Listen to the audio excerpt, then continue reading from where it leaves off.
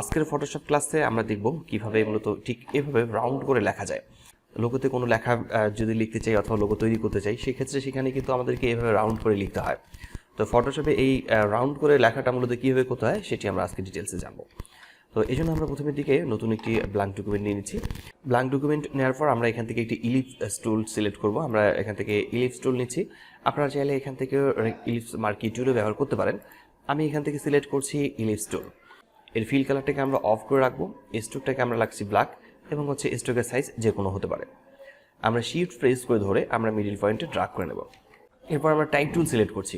আমরা কিবোর্ড আর type tool select করবো। Type tool select করার পর আমরা যদি কার্সারটাকে এখানে নিয়ে আসি তাহলে কিন্তু ইনসার্শন পয়েন্টারটি শো করবে। যদি আমি এখানে ক্লিক করি তাহলে এখান থেকে রাউন্ড হয়ে লেখা শুরু করবে, আর যদি আমি সোজা এখানে ক্লিক করে নিই তাহলে কিন্তু সেই ক্ষেত্রে এটা ভার্টিক্যালি সোজাসুজি এটা লেখা আসবে। তো আমি এখানে ক্লিক করছি, এখানে আমাদের ইনসার্শন পয়েন্টারটি শো করছে। এখন যদি আমরা ফটোশপে টাইপ করতে চাই তাহলে আমরা বাংলায় টাইপ করে নিচ্ছি। আমি এখানে লিখেছি যে কিভাবে ফটোশপে রাউন্ড করে লিখতে হয়। এরপর আমরা চেক মার্কে ক্লিক করব।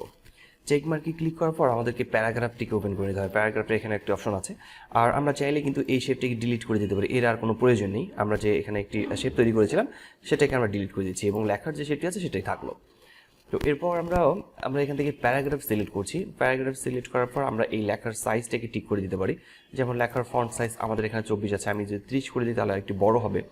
তো এইভাবে রাখতে পারি, অথবা যে আমি এই সাইজটাকে একটু কম করে রাখতে পারি, অথবা যদি আরও ছোটো করে রাখতে হয় তাহলে সেক্ষেত্রে আপনারা ফন্ট সাইজ এখান থেকে ছোটো বড় করে নিতে পারেন, যে লেখাগুলো ছোট হয়ে যাবে।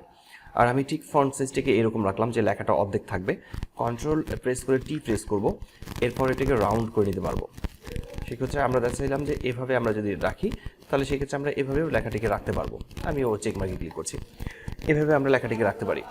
তো আর যদি আমি রাউন্ড করে লিখতে চাই, দেখা যাচ্ছে রাউন্ড করে পুরো লেখাটি কভার করে ফেলবে, সেক্ষেত্রে আমি প্যারাগ্রাফে আবারও ক্লিক করছি। এরপর আমি ফন্ট সাইজ এখান থেকে বাড়িয়ে দিচ্ছি, আমি এখান থেকে 24 পর্যন্ত করছি। আর এখানে যেহেতু গ্যাপ আছে, এই গ্যাপটিকে ঠিক করে দেওয়া যাবে। আমরা যদি গ্যাপটিকে বড় করতে চাই অথবা ছোটো করতে চাই তাহলে আমরা এখান থেকে গ্যাপটাকে বাড়াতে পারি এবং কমাতে পারি। যেমন এখানে 5 ডিস্টেন্স দেওয়া আছে, 10 করছি, 10 করলে একটু উঠে আসছে। আবার যদি গ্যাপটিকে বেশি করতে হয় কম করতে হয় সেক্ষেত্রে আপনারা এখান থেকে কম বেশি করে নিতে পারেন। 50 অথবা 45 এটা অ্যাভারেজ একটু রাখতে পারি। এর ফন্ট সাইজ ঠিক করা অথবা লেখাটাকে রাউন্ড করে ঘোরানো অথবা বোল্ড করা, এই কাজগুলো মূলত প্যারাগ্রাফ থেকে করা যাবে। আর প্যারাগ্রাফটিকে আমরা পাবো মূলত উইন্ডো থেকে ক্লিক করার পর এখান থেকে প্যারাগ্রাফ অথবা প্যারাগ্রাফ স্টাইলে ক্লিক করে আমরা এটাকে নিয়ে আসতে পারি।